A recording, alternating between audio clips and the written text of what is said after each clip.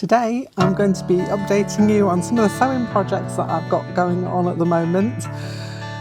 And I've finished the top for this guy! Yay! So stick around if you want some information on all of those things.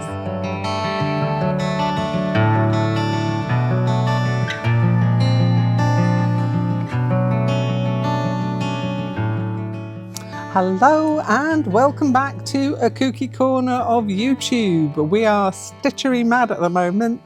I've got quite a few things going on, but big news. If you were with me in May of last year, I started off my first proper quilt. I know I'm doing other things as well, but this was my first proper quilt, and it's the Losing My Marbles quilt from a Kay Facet book, which I do have down here.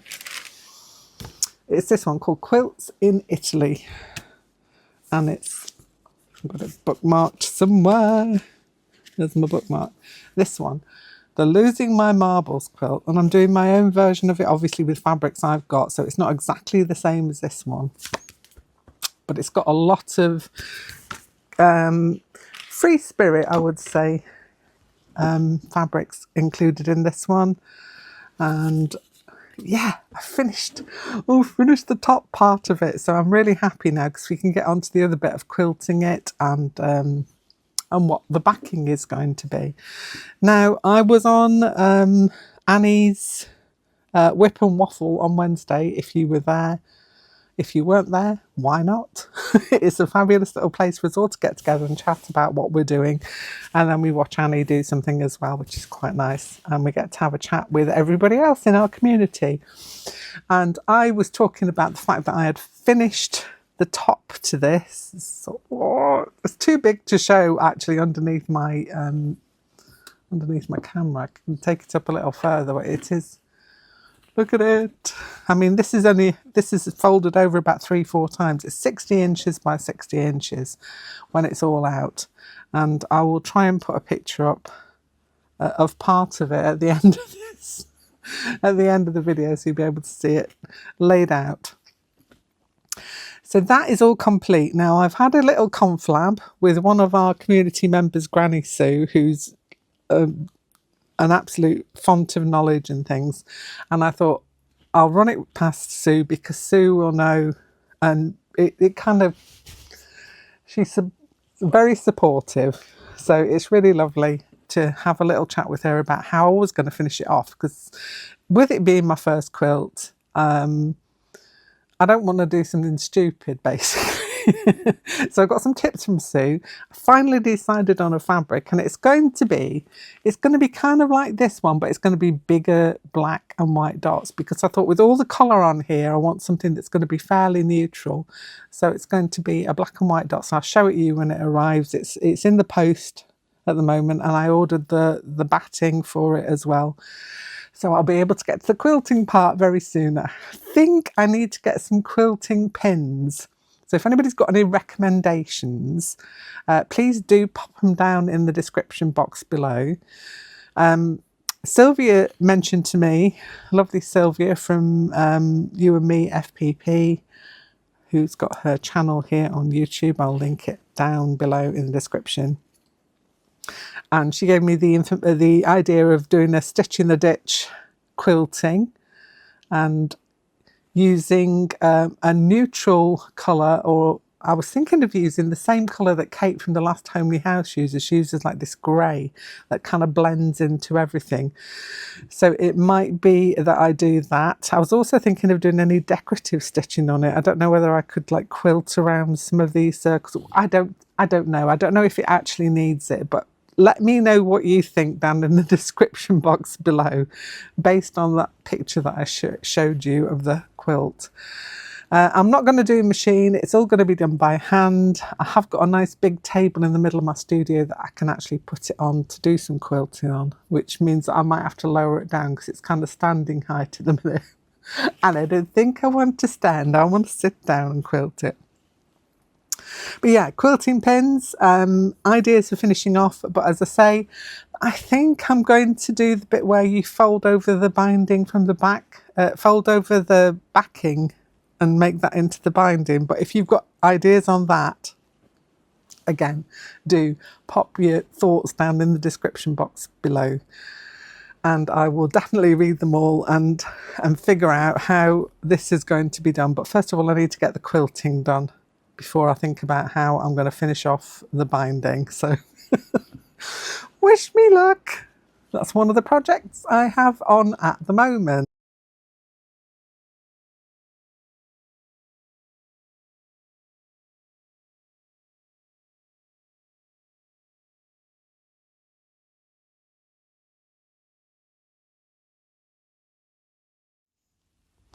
And so on to another Stitchery project that I'm working on at the moment. I am following along with Christine from Create and Craft with Christine, and I'm making hexagons to join together to make a table mat. I think I may have shown you the ones I've done so far, but I will go through them again. So where was my first one? I think this was my first one with a little owl in the tree. And then I did that one, I think, and my cat-faced one. Oh, there's also that little crow magpie thing in the tree, and that's definitely a crow, not a magpie. I do know my crows from my magpies. I got a little mushroom, and I got a flower. So I've got 6 in total. I've got a lot of little ones prepped out because I have a lot of the felt bits left over from when I made the ghost houses, the haunted houses for the house swap.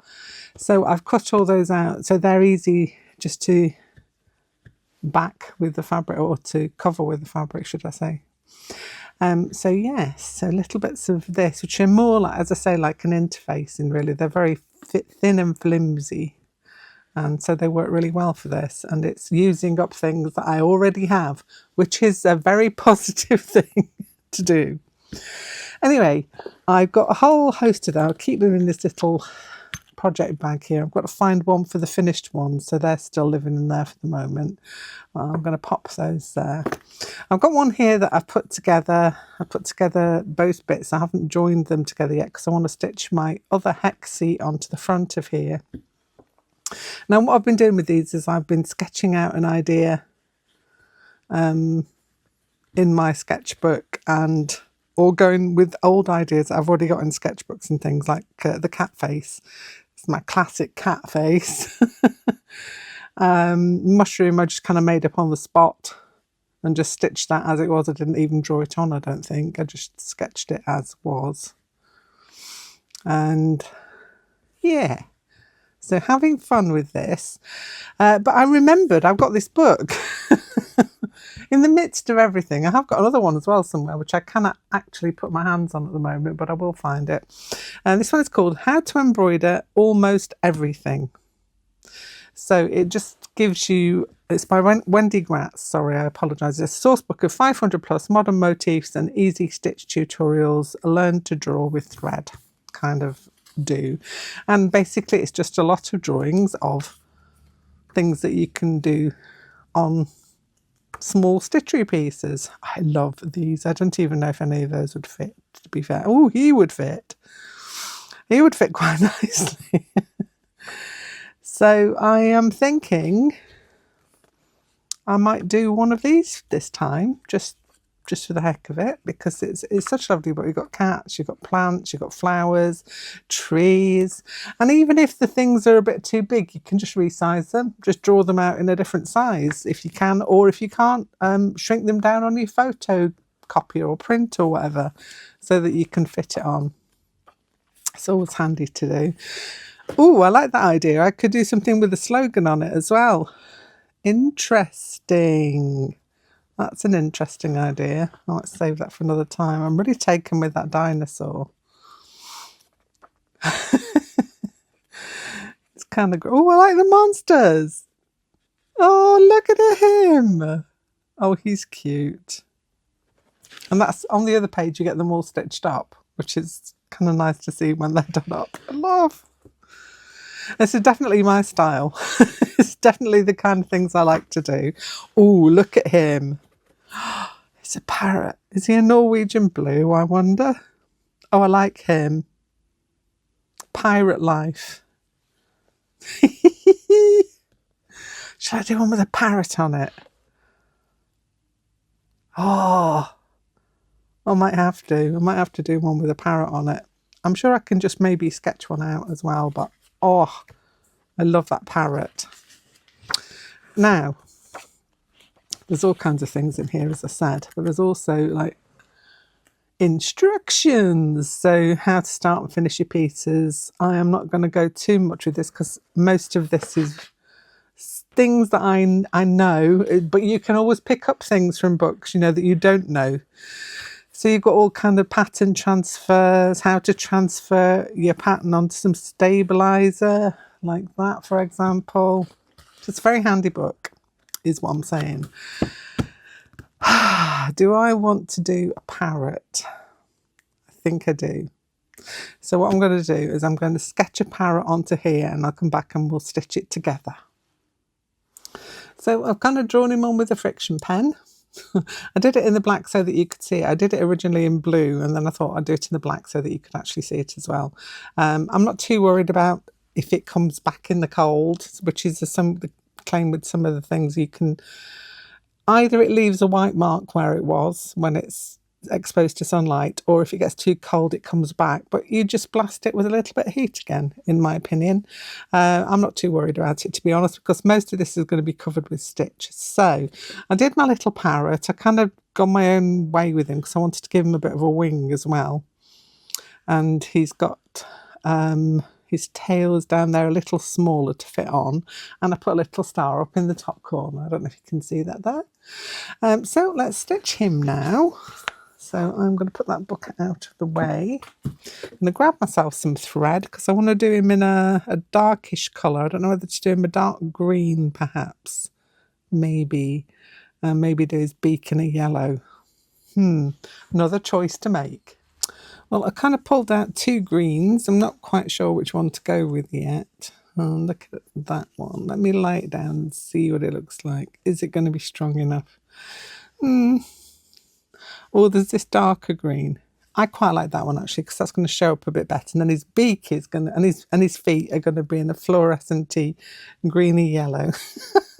Just because. Why not?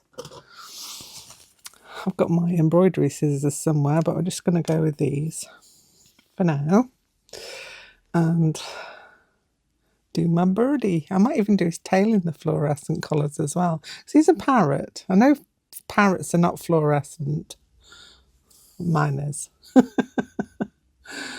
Oh dear. So yeah, sketched him on with a friction pen. So you can do that with any small drawing. If you do a small drawing or something, I'm just taking you down a little bit further. If you do a small drawing, you can always transfer it on with your friction pen. I'm going to start there. And I am just going to backstitch around me parrot. Said no one ever. Well, I did just then, didn't I? But yeah. I'll try and take it a little bit into the stitch previous. It's kind of like a split stitch, but not really, because I'm not going far enough into the stitch for it to be warranted to be called a split stitch. But I just don't want there to be gappages. Stitching around. I think I might do his eye in the fluorescent as well. See, doing it under camera, I missed that completely. Let me take that back. If you make a mistake, you can easily correct. So if you can easily thread. Yeah, I kind of just missed that little gap. That's better. And oh, I might do the line around the top of his head in fluorescent. Everything's going to be fluorescent soon. Oh well. Que sera. If it is, it is. So yeah, it's a really good challenge. Thank you, Christine, for thinking of this one, because it's something that you can do, and you see my little pack. I can carry that around with me wherever, with a couple of hexies ready to go to sew. So you just need a little bit of prep, stick some in your bag, and then you can stitch them together whenever you've got a few minutes, which is something I always enjoy. I do, if I am travelling somewhere by train, ideal time to do some stitching. If I am in the car, not so much, because I don't really suffer from travel sickness, but it doesn't do me any favours if I'm trying to bend forward and stitch, and then you look up and suddenly I just feel a bit woozy. So maybe that is a kind of travel sickness, but I don't really get affected by travel sickness. Thank goodness. I've been on a ship a few times now, quite a few times, and the only time I've ever really felt it was one time when we were going through the Bay of Biscay, which is notorious. If you know, you know. It was quite a rough sea. It was quite a rough sea, and yeah, everybody was suffering. Even the staff, even the members of staff were suffering as well, because it was quite a rough one. And I was in a party of 4, and I was the last man standing out of all of us.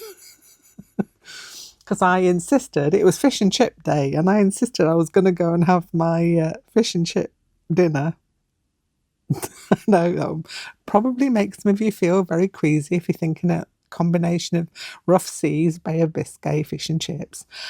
But I was determined. So I fought my way up to the deck where the restaurant was and found a spot to sit where I could see the horizon. That's always a trick if you are feeling a little bit seasick, to look at the horizon and not concentrate on anything else that's going on. But eventually it did get to me a little bit, and I had to go and just take some time out in the cabin just to recalibrate. I wasn't sick. I just kind of felt a little bit, off, so to speak. Everybody else had given up before me, so I was the last person standing. And yeah, it soon calmed down. It doesn't last for long. So I managed to weather that storm. And I did get my fish and chips as well. Bonus. It is traditionally English dish, I think. I think everybody knows that we all love a bit of fish and chips. It's one of our things. We have fish and chip shops all over the UK. It's very rare that you would go to like a town or sometimes even a village and not find a fish and chip shop. Some of them are better than others. So then I've got his body stitched on, and I'm quite liking that green, and I want to see what the fluorescent bit looks like now. Am I going to do his wing fluorescent as well? That's a question. Let's do it. Let's do it. Don't ask the questions, just do it. Okay, snip that one off. Right. Pull out a length of this lovely fluorescent-y greeny yellow. It kind of goes with the flower in there. I just noticed that. It's not far off. So that was probably not a bad choice. Right, I should pull these out singularly. I've got 2 there. I need 1 and another one. That's a little tip, not to get your threads tangled. If you pull them out separately, you almost always, without fail, get them without tangling all the rest of the thread up and getting a big knot in your piece. I think I might have mentioned that before, but it is a good tip to remember. I know I am impatient too, and it makes me want to just try, oh, come on, just pull 2 out at once. But no, it really is worth the time And it really isn't a lot of time, to be honest. You know, see how quickly I did that just to pull 2 out separately. Right, let's get your beak on, boy. See what you look like.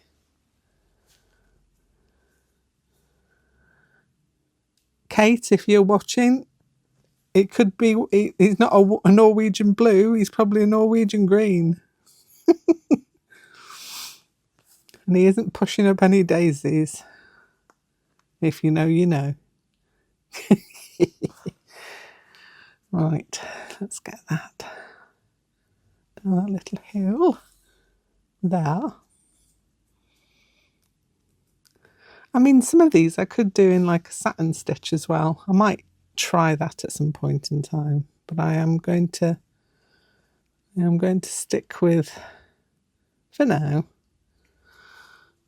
I'm going to stick with the back stitch. It's a really simple stitch to do.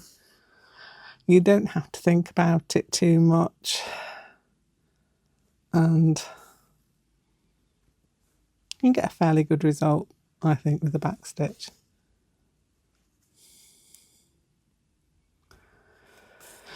La la la la la.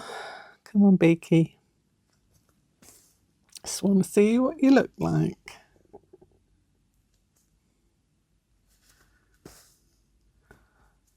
I think this will show up. Yeah, I'm sure it will. So we've got a beaky beak. Oh, I've got a star as well to do in this fluorescent.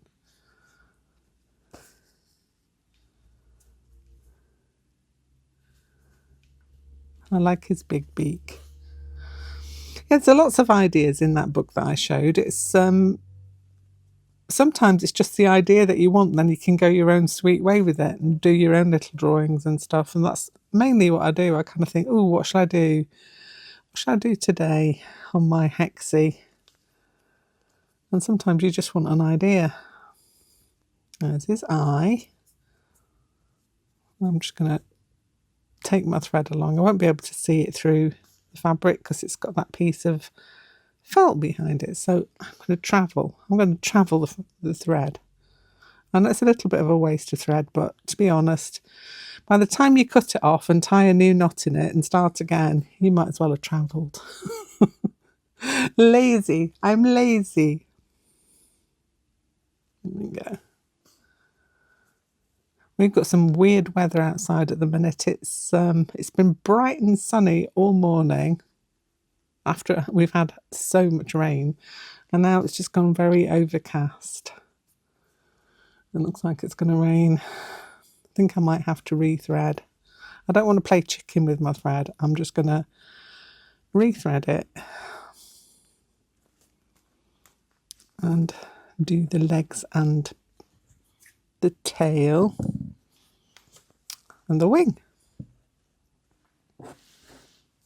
Right, back to the thread. Pull out one, pull out another one, and I'll probably speed up this next bit so that you can just not have to listen to me waffle for too much longer. Okay, so I'm threaded up. I'll speed up this next part.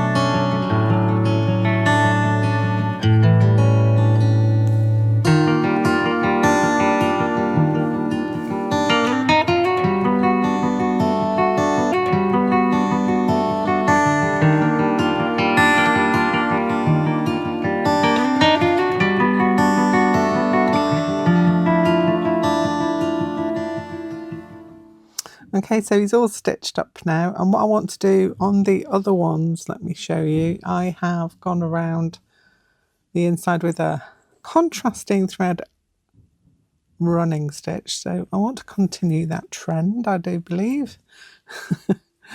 So I had this green connected because I did his little bandana-y eye patch thing with a green. So I'm going to go around just with a running stitch to finish it off. It'll be ready to attach to the big hexies. So I'll get to that point. Whoops. I reckon this is going to be a really nice mat to work on. It's just going to cheer me up every time I look at it because it's going to be in so many bright colours.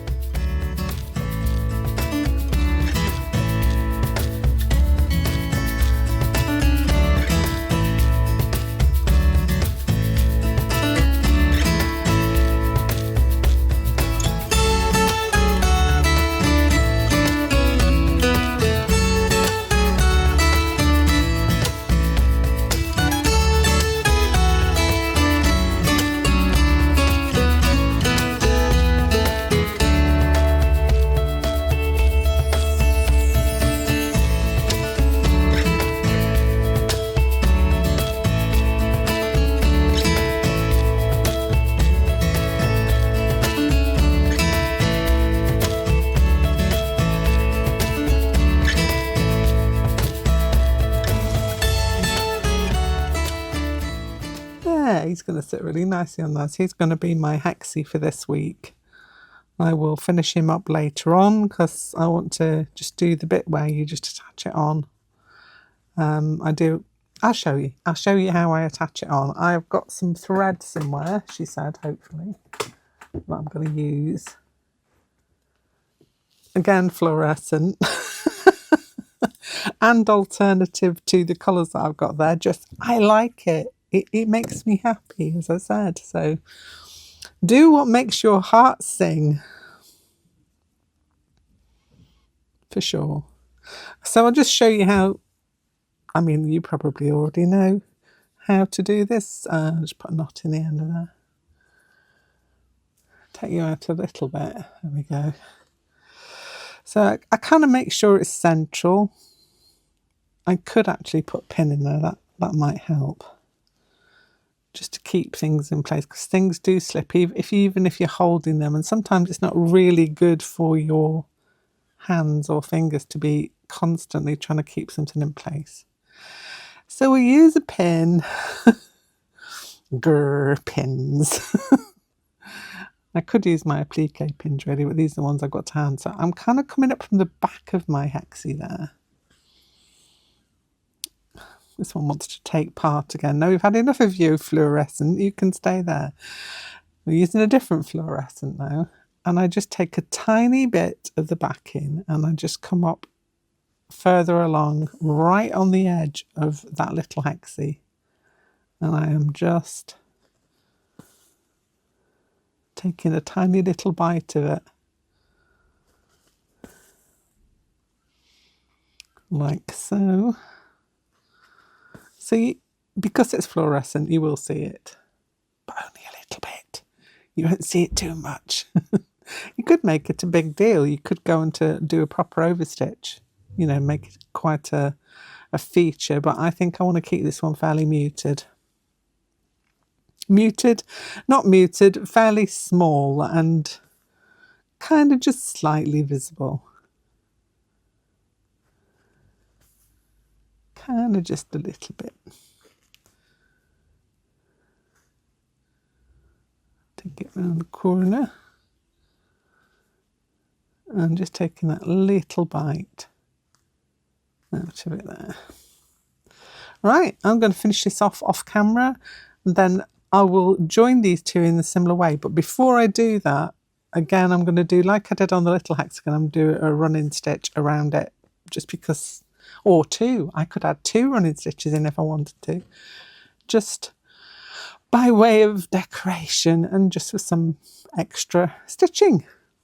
So that's what he's going to be. I'll show you him at the end when I've finished him off and you can see what he looks like. But yeah, I or should I say I used the felt for both of the hexes, including the backing, because I want it to be kind of like I don't want it to be a floppy, well, it will still have some movement to it, but I don't want it to be something that drapes specifically because it's going to be a mat for my desk.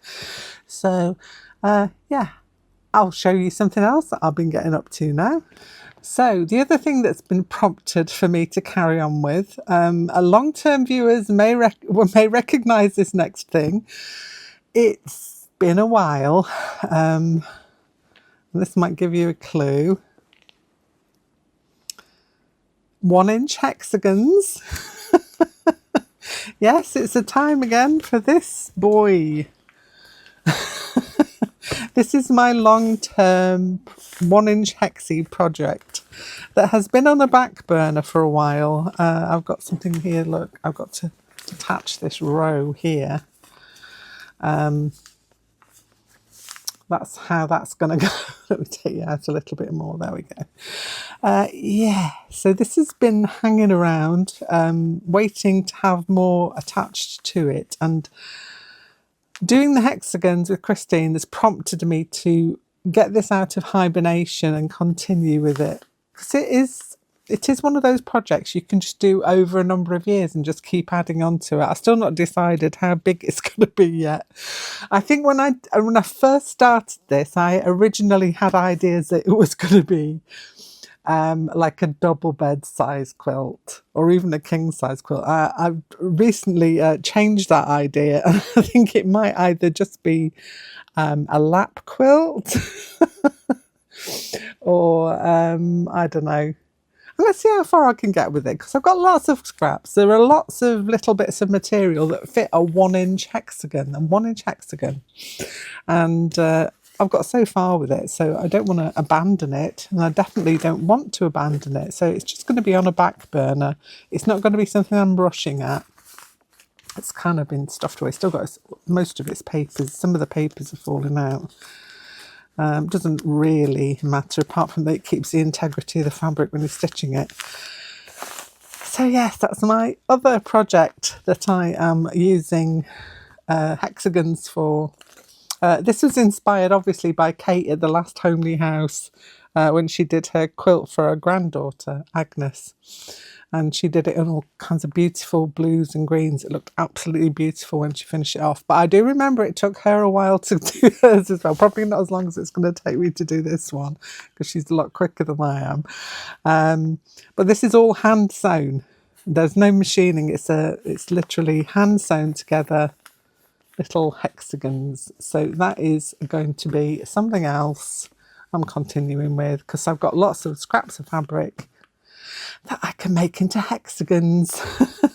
And I've already got a lot of paper pieces to work with, so I've got no excuse really. No excuse. None at all. Anyway, I hope you've enjoyed this little visit to share with my stitchery projects that I've got going on at the moment. I obviously have got other things in the works as well, so I'm still doing my sew along postcard. I don't know if you caught on my mixed media, I have completed my winter warmer postcard for this month, and it was him. There's a little polar bear, so he's my postcard for the month. The other prompts are up on the Facebook group, and I will be putting out a prompt at the beginning of February, so you've got another week. If you wanted to be added into the reel, you've not got a long time now, you've got probably a week if you want to start right from January and do something based on winter warmer. But all the rest of the prompts, the rest of the month, you can join in at any point in time, pick and choose which ones you want to do, leave out other ones you're not sure of, and it's just a nice thing to do. And I've got this little book that I made right at the beginning of, I think it was November or December, I can't remember, last year. And that's where the first one lives. Hopefully it'll be able to hold 12. I'm still not sure now. But for now, it's holding the ones in that I'm using at the moment. So if you want to join in with that one, it's at the Cool Kooky Creatures Facebook group. And yeah, all the people in there are doing theirs at the moment and showing them off. And I put together a little reel at the end of each month to show everybody's piece of work, to show what they have done. That is enough from me for today. I'll be back here very soon, and I'll be back here on Sunday for sure with our Cozy Art Club, which is going quite well. We did some lovely portraits last week, and we're going to do something else. I'm not going to tell you what it is. It's going to be a surprise. Going to have a little surprise of what it's going to be. Because life, you know, you need a few surprises, something to cheer you up, and it's going to be cozy again as usual, and that's always on a Sunday. That is enough from me. I will be back here soon again after Art Club with some other stitchery stuff. So keep watching and don't forget to like and subscribe. I'll be back here soon. Bye bye.